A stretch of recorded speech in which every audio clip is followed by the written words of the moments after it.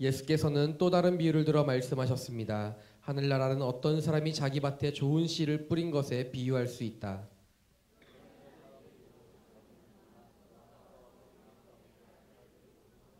미리 줄기가 나서 열매를 맺을 때에 가라지도 보였다.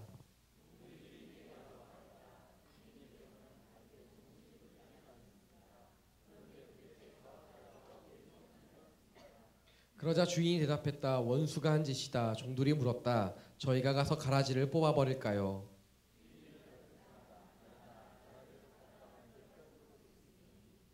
우리 함께 읽도록 하겠습니다. 추수할 때까지 둘 다 함께 자라도록 내버려 두어라. 추수 때에 내가 일꾼들에게 먼저 가라지를 모아 단으로 묶어 불태워 버리고 밀은 모아 내 곳간에 거두어 드리라고 하겠다. 아멘. 오늘 말씀은 먼저 책 한 권의 일부분을 발췌한 내용을 읽어드리고 시작할까 합니다. 하영조 목사님의 책 중에 초점에라는 제목을 가진 책이 있습니다. 그 중에 첫 번째 챕터에 나온 글인데요. 제가 읽어드리도록 하겠습니다. 언젠가 존경하는 H 선생님과 함께 세브란스 병원에서 간호대학 쪽으로 걸어가고 있을 때였다. 선생님이 반대쪽으로 방향을 잡고 걸으시기에 선생님 이쪽입니다 라고 말씀을 드렸는데도 선생님은 아무 말씀 없이 그 길을 따라 걸으셨다. 나와 일행은 선생님 뒤를 따를 수밖에 없었다. 잠깐 다른 곳에 들르시는 줄로 생각하고 있는데 조용한 목소리가 들려왔다. 왜 찻길로 걸으려고 해? 사람은 인도로 가야지. 무안해져 있는 나에게 선생님은 뒤도 돌아보시지 않은 채 계속해서 지름길을 놔두고 좀 더 먼 곳으로 발걸음을 돌리셨다. 여기 이렇게 하얀 줄을 친 것은 사람 보고 지나가라는 뜻이야. 결국 우리는 가까운 길을 두고 먼 길로 돌아 목적지에 이르렀다. 도착한 후 선생님과 얼굴을 쳐다보면서 의미 있는 미소를 지었다. 멀리 돌아왔는데도 마음은 그지없이 상쾌하고 기쁘기만 했다. 옳지 않은 지름길보다 옳은 먼 길이 더 좋았기 때문이다. 하영조 목사님께서 살아계실 때 겪으셨던 일화입니다. 사람들은 모두 지름길로 가기 원합니다. 좀 더 빠른 길로 가기를 원하는 것이죠. 별로 돌아가기를 원하지 않습니다. 그리고 인도로 걸어가며 돌아가는 사람들을 지혜롭지 않다고 생각합니다. 정석대로 가지만 먼 길을 돌아가기 때문인 것입니다. 여러분은 어떻습니까? 길은 아니지만 지름길로 가기를 원하십니까? 아니면 길이지만 돌아가는 길을 가기 원하십니까? 정석의 길을 선택하더라도 어려운 것은 나만 그렇게 가면 다른 사람들은 길이 아닌 지름길로 가기 때문에 나만 늦게 도착하기 때문인 것이죠. 다른 사람들은 그 길을 가지 않기 때문입니다. 제가 예꿈 사역을 할 때였습니다. 온누리교회에서 첫 사역을 예꿈 사역을 했습니다. 혹시 예꿈 사역을 모르시는 분들이 있을까 설명해 드리자면 가장 거룩한 성도님들이 계신 곳이 예꿈인데요. 영아부부터 유치부까지 죄가 가장 적으신 성도님들이 계신 곳이 예꿈입니다. 우리와 달라요. 그분들의 주된 죄는 그냥 우는 거, 떼쓰는 것밖에 없어요. 우리처럼 무언가를 더 욕심내지 않고 배가 부르면 그냥 주무세요. 우리랑 너무 다르죠. 예꿈 사역을 하라고 했을 때 참 많이 당황했지만 유치부 사역을 했었습니다. 그때 한 선생님이 기억이 납니다. 이 선생님께서는 교사분은 3명의 자녀를 양육하며 학원을 보내지 않기로 결단하셨습니다. 그 이유는 세상의 경쟁과 어려움들이 너무 많았기 때문에 학원을 보내지 않기로 결단한 것이죠. 그리고 집에서 공부를 가르치며 학교 공부만으로도 마음이 건강한 자녀들을 양육하고 싶은 마음이 있으셨습니다. 그런데 주위에서 자꾸 이러는 거예요. 진짜 그래도 되겠어? 우리 애들은 영어를 이 정도까지 하는데, 우리 애들은 선행학습을 이 정도까지 했는데 정말 괜찮겠어? 이런 이야기를 들으니까 자꾸 흔들린다라는 거예요.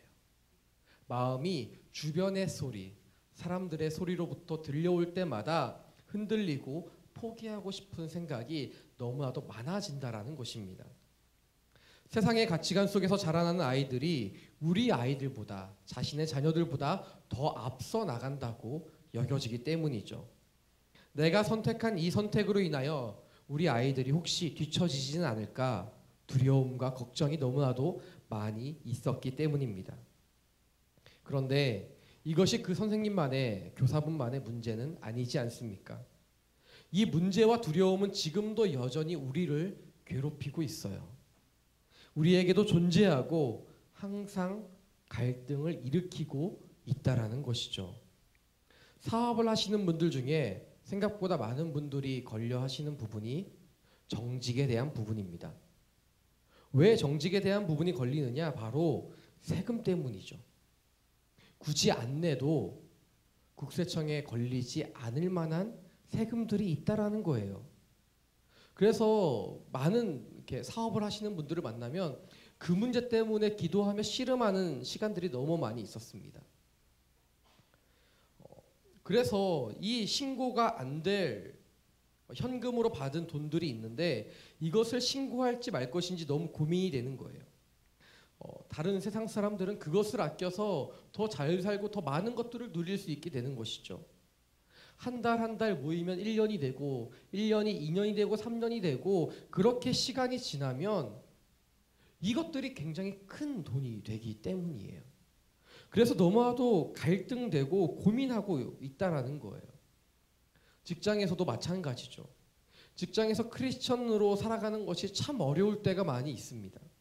모두가 야근을 하는데 혼자 바이블 아카데미를 듣고 모교 순장 모임에 간다고 하면 사람들이 어떻게 바라봐요? 별로 그래 보지 않으셔서, 핍박을 받지 않으셔서 저는 저와 여러분이 핍박받는 인생 살아가시기를 축복합니다. 그러면 어려운 거예요. 사람들이 쟤만 왜 저러냐라고, 교회를 왜 저렇게 다니냐고 눈치를 주는 거예요. 사람들을 걱정하는 이야기를 많이 하죠. 흔히 전문용어로 뭐라고 해요? 뒷담화. 뒷담화를 하는, 걱정하는 그 이야기들을 사람들과 함께 나눌 때 나만 그 자리에서 말을 하기도 그렇고 안 하기도 그런 거예요. 동조를 해줘야 같은 그룹에 소속된다는 소속감이 느껴지는, 특히 자매님들 많이 그러시죠. 그래야 되는데 갑자기 문득 말씀이 생각이 나서 그런 것들을 하면 안 된다라고 하는 신앙의 양심이 생각이 나면 어떻게 돼요? 너무 괴로운 거예요. 생각이 안 나면 다행인데 생각이 나면 이걸 같이 동조해야 될지 말아야 될지 모르게 되는 것이죠. 연애를 할 때도 그래요. 스킨십에 대한 문제가 걸리고 친구들과 만나면서 음주에 대한 문제도 갈등이 되고 삶의 모든 부분들이, 세상의 가치와 사람들이 삶의 방식과 이런 것들이 갈등이 되는 것이죠. 그리고 흔들릴 때가 한두 번이 아니라는 거예요. 그래서 애써 말씀대로 살려고 하면, 그렇게 선택을 하면 자꾸 후회할 일들이 생기니 어찌할 바를 모른 채 어느 때는 잠깐 슬쩍 눈을 감기도 해요. 우리에게 너무나도 갈등이 되고 고민이 되는 순간들이 많은 것이죠. 나는 하나님을 열심히 믿고 싶어요. 믿음을 지키며 세상 가운데 살아가고 싶어요. 정말 마음은 원이에요. 그런데 현실은 자꾸 무너져만 가고 죄와 악함은 나의 삶 속에 엮여 있어 나를 가만히 내버려 두지 않고 있는 것이죠. 우리는 이 질문을 하게 되는 것이죠. 그리고 나는 여전히 괴로움 속에 살아가게 됩니다. 오늘 하나님께서는 바로 이 죄, 악, 우리 삶에 드러나는 고통, 이것들에 대해 본문을 통해 말씀하고 계십니다. 그렇다면 오늘 본문을 통해 우리에게 말씀하시는 세 가지를 함께 나누도록 하겠습니다. 먼저 24절 말씀인데요. 우리가 함께 읽고 말씀을 나누도록 하겠습니다. 함께 읽겠습니다. 시작. 예수께서는 또 다른 비유를 들어 말씀하셨습니다.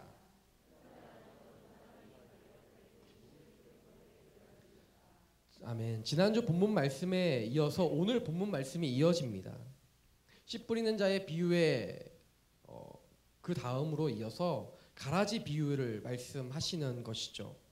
오늘 본문은 지난주 말씀과 비슷하게 밭에 씨를 뿌리지만 자라나는 동안 그 옆에 함께 자라는 가라지, 즉 쓸모없고 나의 삶을 방해하고 어렵게 하는 죄와 악과 고통과 고난에 대해 이야기하고 있는 것입니다. 그래서 우리가 본문을 통해 볼 수 있는 첫 번째는 세상에 나를 보내신 하나님입니다. 예수님께서는 또 다른 비유를 말씀하시면서 어떤 사람이 자기 밭에 좋은 씨를 뿌렸다라고 하세요. 이 비유에 대한 설명으로 36절부터 43절까지 이것이 어떤 의미를 가지고 있는가에 대해 예수님은 제자들에게 설명하고 계십니다. 씨를 뿌린 이 장면에 대해 예수님은 이렇게 설명하고 있죠. 36절부터 38절까지입니다. 우리가 함께 읽도록 하겠습니다. 시작. 그러고 나서 예수께서는 무리를 떠나 집으로 들어가셨습니다.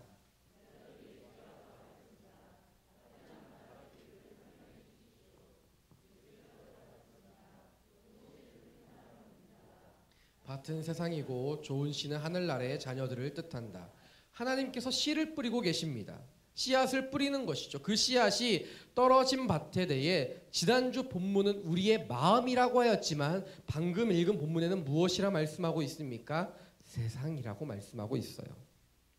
그리고 그 씨앗은 하나님의 자녀들, 즉 우리, 저와 여러분이라고 이야기하고 있습니다. 즉 세상에 우리를 심으신 분이 누구이신가? 하나님이시라는 거예요. 이 세상에 태어나게 하신 분도 하나님이시고 지금까지 나의 인생을 돌보신 분도 하나님이라고 말씀하고 있는 것입니다. 내가 어디로부터 왔고 왜 왔는지는 굉장히 중요한 문제입니다. 그것은 목적을 알게 해주고 어떻게 살아가며 어디로 가야 할지에 대해 분명히 이야기하고 있고 우리에게 알려주고 있기 때문입니다. 그러므로 나의 인생이 어디서부터 출발했는지를 분명히 알아야만 합니다. 그리고 내가 어느 지점까지 와 있는지를 명확하게 알아야 하는 것이죠. 그렇지 않으면 목적지를 잃어버린 채 당황하고 말기 때문이에요. 운전을 하다 보면 내비게이션을 사용할 때가 많이 있습니다. 그래서 차량에 있는 내비게이션보다 더 좋은 것은 스마트폰에 있는 내비게이션 어플이에요. 근데 그 내비게이션 어플을 사용하다 보면 가끔 어려울 때가 있어요. 내비게이션을 사용한다는 것은 알지 못하는, 가보지 않은 길을 가는 것인데 가끔 갑자기 키다 보면 GPS가 제대로 잡히지 않을 때가 있어요. 저는 분명히 고속도로로 달리고 있는데 가끔 GPS에서 고속도로 옆에 있는 국도를 달리고 있다라고 자꾸 유턴을 하래요. 고속도로에서. 또 어려운 거죠. 어떻게 가야 될지를 모르겠어요. 그럴 땐 그냥 직진만 해야 되는 거죠. 그런데 이렇게 GPS가 잘 잡히지 않아서 길을 헤맬 때가 종종 있다라는 것입니다. 길을 잘 모를 때는 정확한 위치를 잡아주지 않으면 얼마나 당황스러운지 몰라요. 내가 정확히 어디에 있는지 모르고 이 길에서 어떻게 가야 하는지 모르기 때문입니다. 그래서 내가 어디에 있는지 정확히 알아야 합니다. 이것이 얼마나 중요한 일인지 모릅니다. 내 출발지가 어디였고 나의 목적지는 어디이고 그리고 지금 내가 어디쯤 와 있는지를 아는 것, 그것을 알 때 두렵지 않고 그것을 알 때 길을 잃지 않고 갈 수 있는 것이죠. 그 길이 오르막길이든 내리막길이든 코너가 많은 길이든 직선대로이든 그것은 중요하지 않아요. 내가 어디서부터 어디까지 가고 어디에 있는지 분명히 알고 있다면 그 길은 더 이상 두려운 길이 아니라는 거예요. 왜냐하면 내가 어디에 있는지를 명확히 알고 있기 때문입니다. 그래서 우리가 어디로부터 왔는지 알게 된다면 나의 인생의 긴장감이 사라지게 되는 것이죠. 우리가 어디로부터 왔는가? 오늘 본문 말씀에서 말씀하시는 것은 바로 하나님이라고 말씀하고 있습니다. 내가 우연히 이 땅 가운데 존재한다라고 하나님은 말씀하지 않으세요. 내가 이 세상에 살아가는 것이 어쩔 수 없어서 살아간다라고 말씀하시지 않는다라는 거예요. 나라는 존재는 이 땅 위에 이 세상 속에 살아갈 수 있는 분명한 목적이 있는데 그것은 무엇인가? 그것은 하나님께서 나를 보내셨다라는 것입니다. 가끔 오해하는 분들이 있어요. 잘못 생각하는 분들이 가끔 있어요. 나는 아무 쓸모없는 인생이 아니라 하나님이 보내신 것을 분명히 아는 저와 여러분의 인생 되시기를 축복합니다. 세상에서 무엇이라 말하든 세상이 나를 어떻게 바라보든 그것은 중요하지 않다라는 거예요. 세상의 성공이 하나님의 성공이 아니듯이 세상의 시선이 하나님의 시선이 아니기 때문입니다. 하나님께서는 우리를 어떻게 바라보고 있는 줄 아세요? 오늘 본문 말씀 24절에 보면 이렇게 나와 있었죠. 어떤 사람이 자기 밭에 좋은 씨를 뿌렸다라고 나와 있습니다. 그리고 38절 말씀에 보면 어떻게 나와 있냐면 밭은 세상이고 좋은 씨는 하나님 나라의 자녀들이다라고 이야기하고 있습니다. 즉 하나님께서 우리를 향해 무엇이라 말씀하십니까? 좋은 씨라고 말씀하고 계세요. 여러분들이 좋은 씨인 거예요. 하나님께서 좋다라고 표현하신 씨가 바로 저와 여러분인 것입니다. 그래서 우리는 하나님의 가능성입니다. 좋은 씨는 좋은 열매를 맺기 때문이죠. 열매를 맺는 시기는 각 품종마다 달라요. 봄에 맺는 열매도 있고 여름에, 가을에 다 모두가 다릅니다. 언제 열매를 맺을지 모르지만 분명히 좋은 씨는 좋은 열매를 맺는다라는 거예요. 어떤 열매는 큰 열매를 맺기도 하지만 어떤 열매는 작은 열매를 맺기도 해요. 그러나 그런 것들이 전혀 중요하지 않다라는 것이죠. 이 모든 것들이 조화를 이루어 살아가게 하셨는데도 불구하고 세상은 우리에게 획일적으로 이야기해요. 이렇게 해야만 좋다. 저렇게 해야만 좋다. 이것이 좋은 것이고 저것은 나쁜 것이야. 이렇게 해야만 좋은 것이다라고 이야기를 해요. 그러나 하나님은 뭐라고 말씀하십니까? 우리 모두가 좋다라고 말씀하고 있다라는 거예요. 그런데 하나님은 우리에게 좋은 씨라고 이야기하시면서 우리가 좋은 씨앗이기 때문에 좋은 열매를 맺을 수 있다라고 말씀하시는 겁니다. 하나님 보시기에 그 씨앗을 뿌리신 주인, 그 주인 보기에 가장 아름다운 열매, 주인이 기대하며 심었던 바로 그 열매를 우리를 통해 맺으시겠다라고 말씀하시는 겁니다. 옆에 있는 분들에게 함께 축복하시겠어요? 당신이 좋은 씨앗입니다. 우리 반대편 분들에게도 말씀하시겠어요? 당신이 좋은 씨앗입니다. 그렇기 때문에 세상 가운데에 우연한 나는 없어요. 세상에 의미 없는 나는 없다라는 거예요. 오직 하나님이 심으신 나, 하나님이 뿌리신 나만 존재한다라는 것입니다. 그래서 우리가 이 세상 가운데 살아가는 모든 삶의 이유가 각자에게 다 있다라는 거예요. 내가 기도하면서 삶을 살고 하나님의 뜻을 구하고 결정하였다면 그것을 통해 하나님은 분명히 이루실 것이고 또한 기대하시는 바가 있다라는 것이죠. 우리 가정이 그렇지 않습니까? 우리의 가정 속에 내가 살아가고 있는 이유, 왜 우리 가정만 이렇게 힘들고 어려운 일을 당해야 하는가 혹시 생각해 본 적이 있으세요? 그러나 하나님께서는 말씀하세요.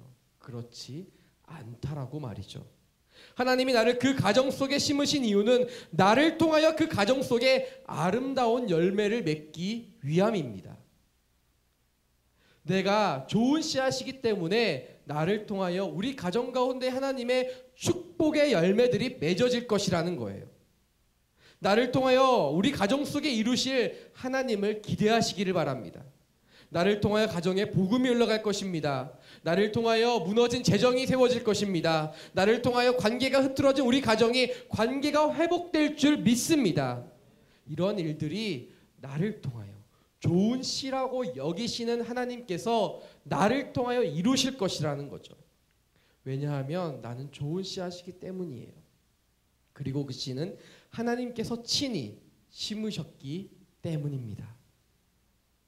그러므로 나의 인생의 직장과 가정, 내가 살아가는 모든 삶의 자리마다 하나님의 역사하심을 기대할 수밖에 없는 거예요.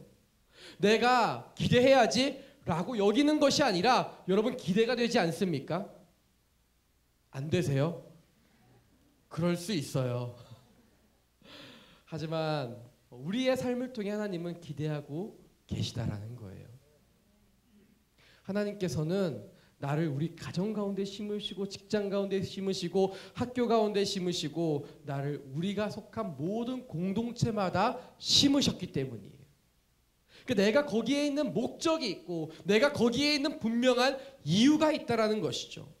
우리의 직장이 그렇고 가정이 그렇고 학교가 그렇고 순이 그렇고 공동체가 그런 것이죠. 어느 것 하나 우연이 없고 어느 것 하나 하나님의 손길이 미치지 않는 곳이 없다라는 거예요. 그래서 우리가 심겨진 땅, 우리의 삶의 자리마다 여러분들이 축복하셔야 돼요. 기도하셔야 돼요.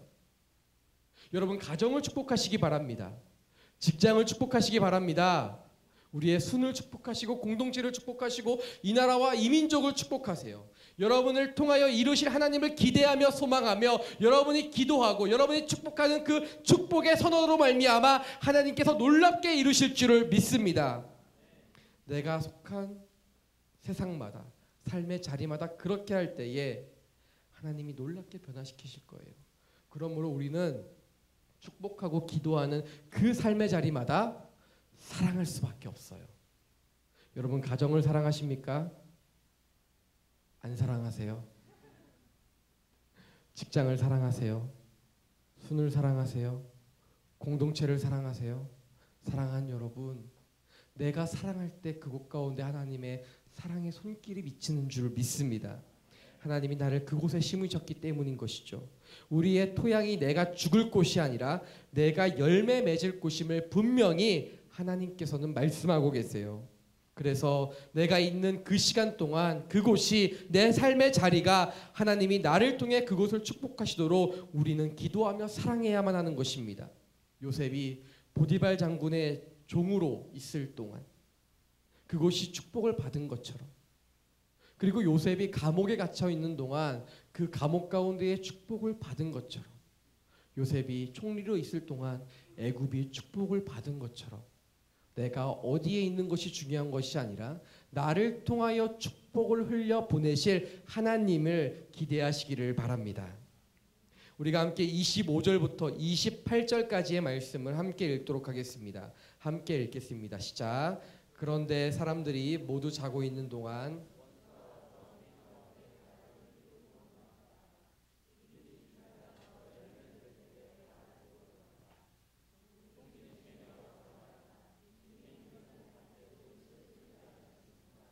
그런데 도대체 저 가라지가 어디에서 생겨났습니까?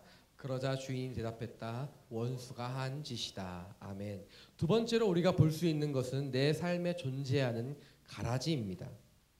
하나님께서 땅에 좋은 씨앗을 심으셨습니다. 그런데 그 땅에 또한 무엇이 심기어졌습니까? 가라지가 생겨난 거예요. 가라지는 원래 심겨진 것들과 유사해서 상당히 뽑기가 어렵습니다. 헷갈리는 것이죠. 그런데 이것을 오늘 본문 말씀에서는 이 가라지를 원수가 심었다라고 나와 있습니다. 원수는 주인을 대적하는 사람이죠. 그래서 38절 하반부부터 39절까지에 보면 이 원수에 대해 나와 있습니다. 우리가 함께 읽겠습니다. 시작. 가라지는 악한 자의 아들들이고 마귀가 밭에 자신의 아들들을 심었다라고 나옵니다. 하나님께서 좋은 씨앗인 우리를 밭에 심으셨는데 마귀가 와서 자신의 아들들을 심은 것이죠.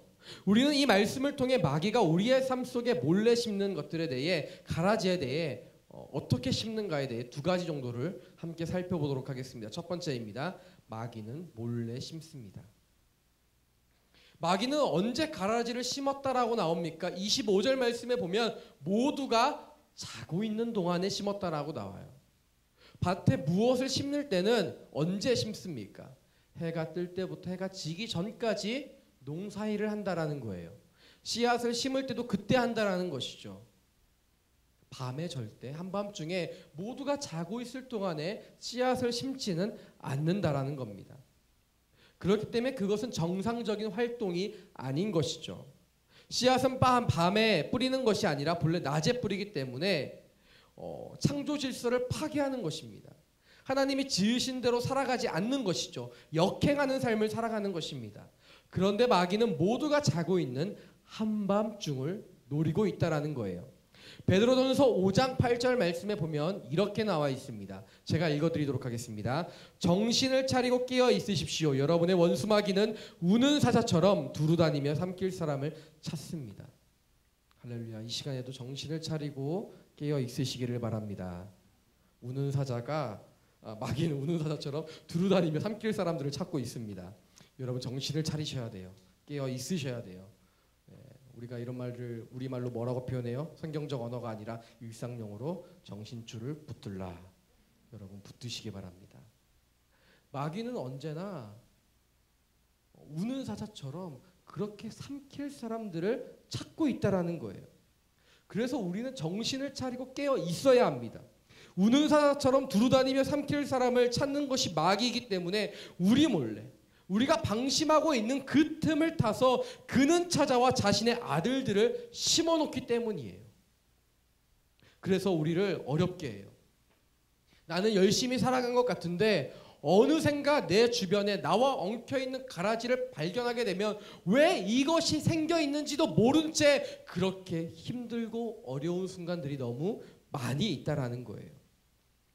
나는 하나님의 뜻대로 살아가려 하는데 그런 나를 비웃고 조롱하고 어렵게 하는 사람들이 생겨나게 되는 것이죠. 내 삶 속에 가라지가 침투해 나를 괴롭히고 내 삶을 뒤흔들고 혼미하게 해요. 뭐가 뭔지, 무엇이 옳은 것이고 무엇이 그른 것인지 전혀 알 수 없게 한다라는 거예요. 그것이 마귀가 자신의 아들들을 우리의 세상 속에 심은 이유인 것이죠. 그러므로 베드로전서 말씀과 같이 정신을 차리고 깨어있지 않으면 언제 세상의 가치관대로 내가 흘러가며 살아갈지 모른다라는 것입니다. 두 번째입니다. 마귀는 비슷한 것을 심습니다. 본문의 가라지는 원어로 지자니온이라는 단어인데 이것은 성장 기간에 밀과 상당히 닮아 있습니다. 밀이 자라나면 성장 기간에 줄기가 날 때까지는 밀하고 똑같다라는 거예요. 그런데 열매가 맺으면 다른 것이죠. 그 열매 속에는, 그 나달 속에는 독소를 품고 있습니다. 그래서 이거를 흔히 뭐라고 하냐면 독볼이라고 해요. 먹을 수 없는 것이죠. 밀과 상당히 똑같지만 열매는 다른 것을 이야기하는 바로 그 가라지를 이야기한다라는 거예요. 비슷해 보이지만 전혀 다른 것이죠.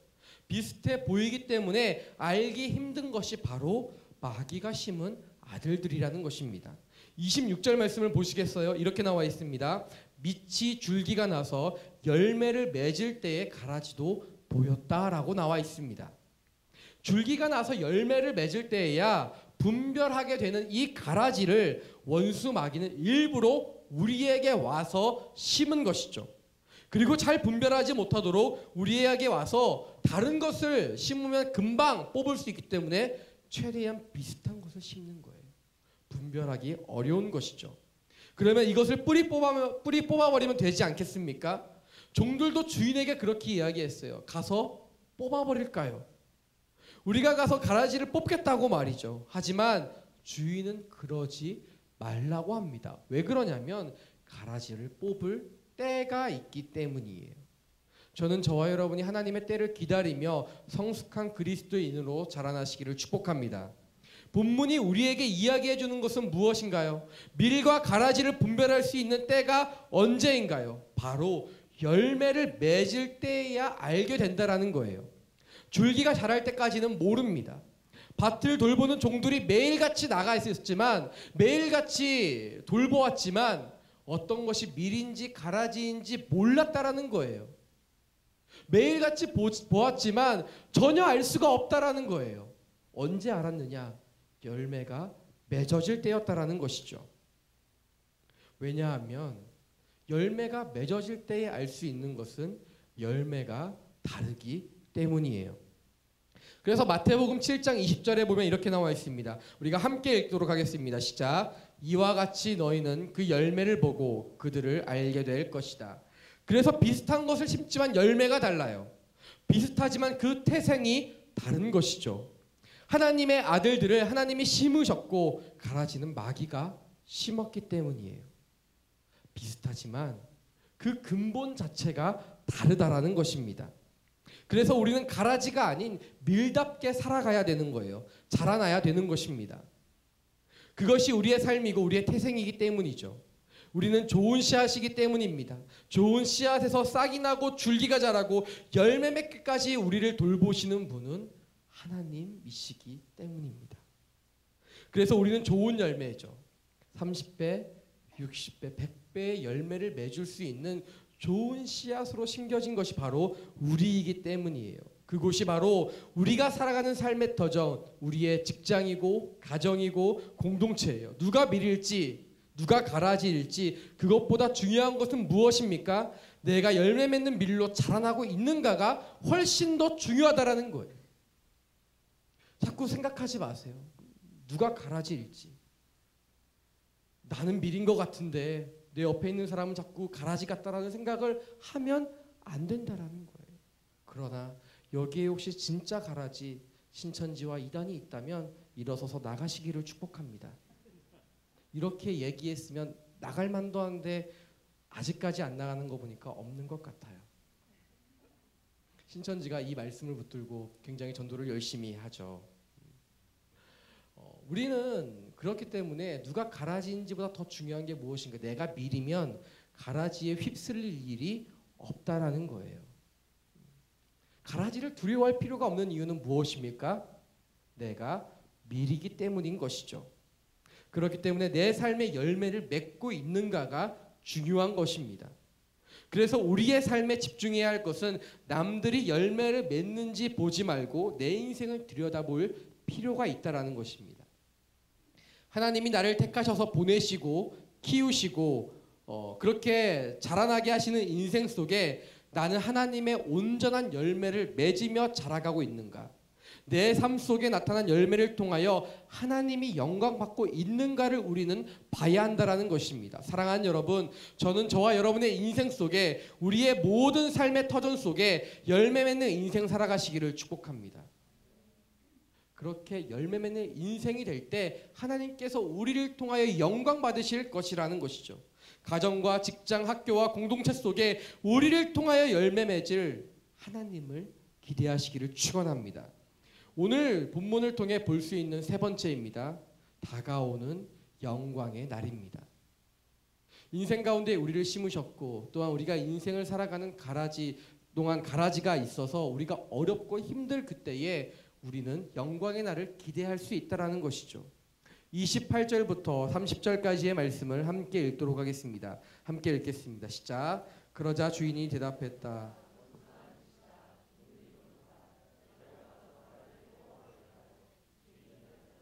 아니다. 가라지를 뽑다가 밀까지 뽑을 수 있으니 추수할 때까지 둘 다 함께 자라도록 내버려 두어라.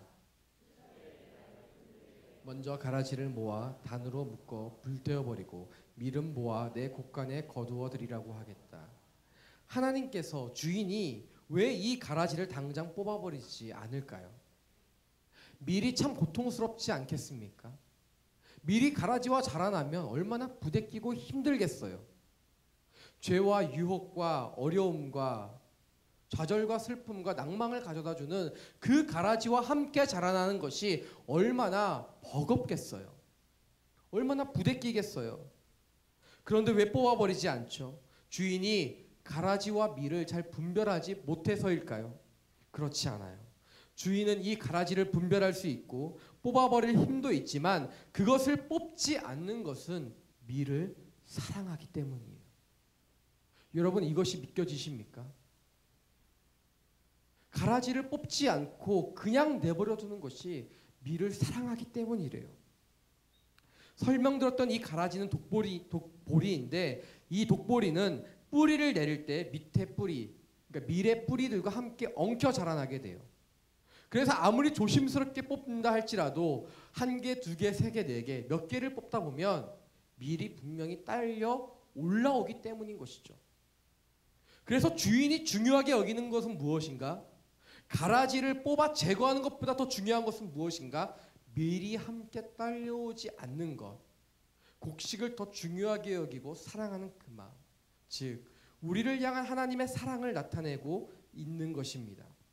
그래서 주인은 추수할 때에야 그것을 뿌리 뽑는다라는 것이에요.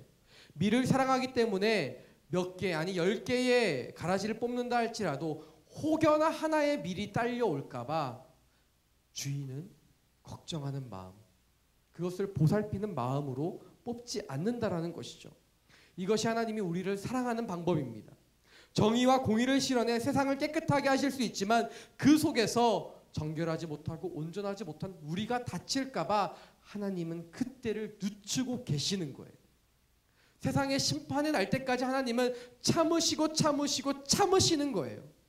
하나님은 밀과 같은 우리 사이에 우리를 힘들게 하고 어렵게 하는 일들이 생겨나지만 그냥 내버려 두세요. 그냥 두시는 그 일이 우리를 미워하셔서 그렇습니까? 내게 관심이 없어서 그러십니까? 아니요. 그렇지 않다라는 거예요. 말씀드린 것처럼 나를 미워하고 관심이 없어서 그런 것이 아니라 나를 사랑하시기에 가라지를 그냥 두시는 거예요. 곡식이 더 귀하기 때문에 현실 속에 가라지를 그냥 두시는 거라는 거예요. 그래서 하나님의 내버려 두심은 우리에게 하나님의 사랑이 되고 하나님의 은혜가 된다라는 것입니다. 그래서 씨앗이 좋은 땅에 뿌려졌다고 해서 다 끝나는 일인가? 그렇지 않다라는 거예요. 자라는 과정에 문제가 생기는 것, 그것이 바로 오늘 가라지 비유를 통해 알 수 있는 것입니다. 아무리 좋은 옥토에 뿌려졌다 할지라도 원수는 다가와 우리에게 가라지를 심기 때문이에요. 그래서 천국은 하용조 목사님의 표현에 따르면 뭐라고 말씀하시느냐? 천국은 완제품이 아니라는 거예요. 모든 것이 완성되어져 내게 주어진 것이 아니라 구원의 사건에 참여하고 그것을 믿음으로 말미암아 하나님의 그 날이 올 때까지 우리는 함께 그 완성을 향하여 달려 나아가는 것이에요. 내 마음에 말씀이 뿌려졌음에도 내 마음에 가라지가 자랄 수 있다라는 거예요. 항상 가라지는 있을 수 있어요. 하지만 하나님께서 이 가라지를 뽑을 날들이 있다라고 하고 있습니다. 내 삶 속에 나를 괴롭히고 나를 어렵게 하는 이 가라지들을 뽑아주실 날들이 있다라는 거예요. 나를 혼동하게 하고 내 삶의 뿌리에 엉켜있는 세상의 악한 것들을 사라지게 한다라는 것이죠. 영원히 내 삶을 어렵게만 할 것 같은 이 가라지들, 나를 힘들게 하고 고통스럽게 하고 나를 좌절하게 하고 나를 수치스럽게 하는 이 가라지들이 사라질 날들이 곧 온다라는 것입니다. 그리고 그날에 모두 뽑아서 불태운다라고 말씀하십니다. 하나님께서는 우리의 삶이, 우리가 살아가는 이 세상이 거룩하고 깨끗하다라고 말씀하지 않으세요. 오늘 말씀을 보면 오히려 밀과 가라지가 함께 자라나고 있지 않습니까? 내가 왜 이 세상에 악이 존재하는가? 이 악이 있는데 하나님은 정말 살아계신 것인가? 왜 하나님은 살아계시면서 아무 일도 하시지 않는 것인가? 이렇게 생각할지 몰라도 하나님께서는 오히려 그것이 맞다라고 말씀하신다라는 거예요. 하나님은 이 땅 위에 좋은 씨앗들을 뿌려 알곡을 맺는 밀을 심으셨지만 마귀가 그냥 두지 않기 때문에 이러한 악이 생겨나게 되었어요. 그래서 우리는 이 세상 속에서 함께 가라지와 살아갈 수밖에 없지만 내 삶의 그 악이 나를 상처 주고 아프게 하고 공격하지만 하나님께서는 그 공격도 그 아픔도 그 상처도 모두 그칠 날이 올 것이다라고 말씀하고 우리를 위로하고 계시는 거예요. 하나님께서 네가 가라지 때문에 힘들지, 내가 그 가라지를 뽑지 않는 것은 너를 사랑하기 때문이다라고 말씀하시는 거예요. 그 위로와 사랑의 말씀을 오늘 본문 말씀에서 말씀하고 있는데 우리 40절부터 42절까지의 말씀을 함께 읽도록 하겠습니다. 함께 읽겠습니다. 시작. 가라지가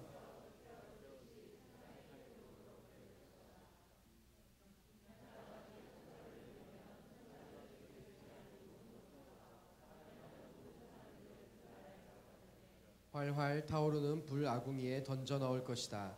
거기서 그들은 슬피 울며 이를 갈 것이다. 아멘. 가라지가 뽑혀 불 아궁이에 던져질 것인데 그들이 슬피 울며 어떻게 한다고 합니까? 이를 간다고 해요. 나를 괴롭혔던 그 모든 것들이 이제는 하나님의 심판 가운데에 있을 날들이 온다라는 것이죠.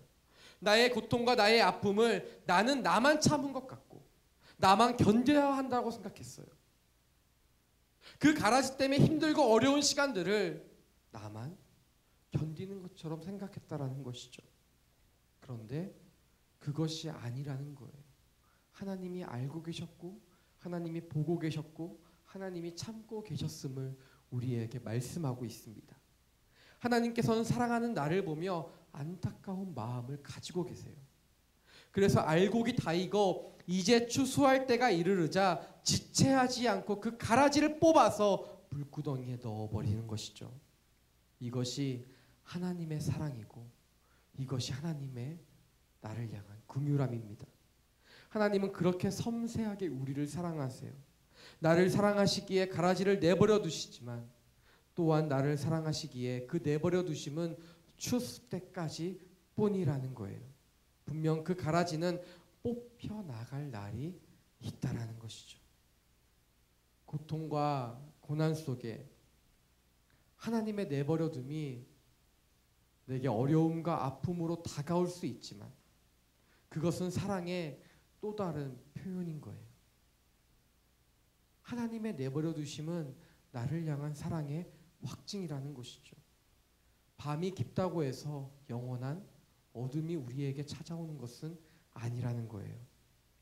오히려 가장 어두운 새벽이 해가 뜨기 직전이듯이 우리에게 하나님은 말씀으로 약속하세요. 해같이 빛날 영광의 날이 우리에게 기다리고 있다라고 말이죠. 그러므로 사랑하는 여러분, 고통과 고난과 세상의 유혹과 세상이 주는 아픔으로부터 좌절하지 마세요. 슬퍼하지 마세요. 하나님의 내버려 두심이 나를 향한 하나님의 사랑의 표현이라면 그분의 가라지를 뽑아내심이 또한 나를 기다리고 있음을 잊지 마세요. 하나님께서는 성경은 우리의 삶이 평탄할 것이라고 전혀 말씀하지 않으세요. 어디에 우리의 삶이 하나님을 믿으면 평탄하다라고 나와 있죠? 어디에 우리의 삶이 하나님을 믿으면 만사 형통할 것이다라고 나와 있는 거죠? 그렇지 않아요. 왕이 될 것이다라고 기름 부음을 받았던 다윗은 쫓겨다니기 시작했습니다. 왕이 돼서도 자신의 아들의 반역에 의해 너무나도 수치스럽고 고통스러운 시간을 지나야만 했어요. 하나님의 특별한 부르심을 받았던 모세도 마찬가지였죠. 그가 얼마나 광야에서 고통받고 힘든 시간들을 보냈는지. 하나님의 위대한 사도였던 사도 바울도 마찬가지였어요. 그 누구도 고통과 고난이 없었던 사람은 없었어요. 하지만 중요한 것은 무엇입니까? 하나님께서 그들을 사랑하시고 지키시고 고통과 고난을 지나 영광의 날을 허락하셨다라는 거예요. 마침내 하나님께서는 그 고통과 고난의 시간을 지나자 하나님께서 그들을 통하여 영광을 보게 하셨다라는 거예요. 그러므로 내가 지금 고통과 고난이 세상의 아픔과 세상의 조롱이 있다 할지라도 우리는 이 모든 시간을 견뎌낼 수 있어요. 왜 그렇습니까? 우리는 왜 이 시간을 견뎌낼 수 있는 것이죠? 해같이 빛날 그날이 우리에게 점점 다가오고 있기 때문이에요. 어제보다 오늘 한 발자국 더 다가왔습니다. 오늘보다 내일 한 발자국 더 다가갈 것이기 때문이에요. 나의 소망은 무엇인가요? 사랑하는 여러분, 우리는 무엇을 바라보며 무엇을 바라며 살아가고 있나요? 단순히 나를 괴롭히는 이 가라지가 뽑혀 나가기만을 바라보고 있나요? 이 가라지가 뽑혀 나가지 않아 하나님이 참으로 원망스러운가요? 왜 하나님이 이 가라지를 내버려 두는 것인지 도대체 알 길이 없어 답답하고 원통스러운 시간들이 우리에게 존재하고 있나요? 우리의 초점은 가라지가 뽑혀 나가는 것이 아니에요. 어차피 그 가라지는 뽑혀 나가기 때문인 것이죠. 하나님의 때가 되면 그날은 꼭 올 수밖에 없기 때문이에요. 그렇다면 우리가 바라봐야 될 것은 무엇일까요? 그날이 우리에게 점점 다가오고 있다면 우리는 더 많은 알곡을 맺기 위해 살아가야 돼요. 가라지와 밀이 비슷하지만 결정적으로 다른 것이 열매라고 한다면 세상 사람들과 같이 살며 힘들고 어렵지만 우리가 하나님의 자녀를 드러낼 수 있는 한 가지, 그것은 오직 열매뿐이에요. 그러므로 열매를 맺으세요. 그러므로 더 많은 열매를 바라보세요. 소망하세요. 간구하세요. 내 뿌리를 뒤엉키게 만드는 그 어려움을 바라보지 말고 내 삶의 열매 맺게 하시기 위해 나를 이 세상에 뿌리시고 심으시고 자라나게 하시는 하나님의 그 놀라운 계획과 섭리를 바라보세요. 여러분은, 저는 하나님의 가능성이기 때문입니다. 그리고 그분이 내버려 두심으로 나를 향한 사랑을 확증하고 계심을 바라보세요.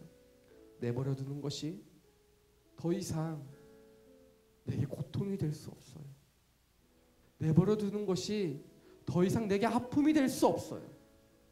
내버려 두심이 내게 사랑이 될 뿐이에요.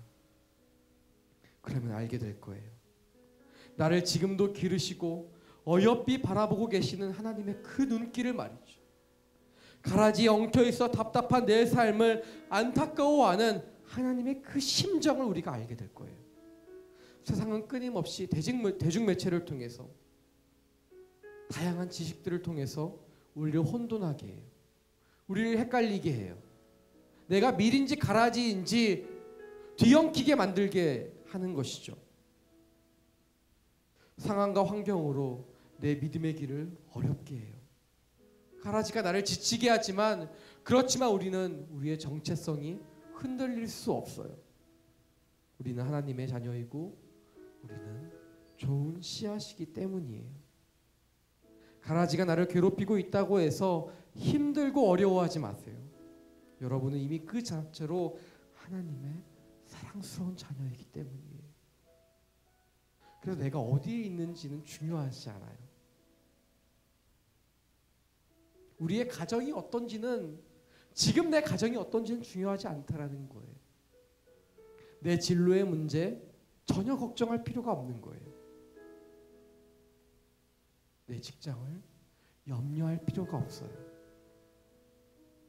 우리가 속한 모든 공동체마다 좌절하고 슬퍼할 이유가 없어요. 왜냐하면 그곳에 심으신 분이 하나님이시기 때문이에요. 그리고 난 좋은 씨앗이기 때문이죠. 하나님께서는 우리에게 말씀하세요. 너는 거기서 자라나 열매를 맺어라. 내게 가라지가 얼마나 있는가? 여러분 두려워하지 마세요. 염려하지 마세요.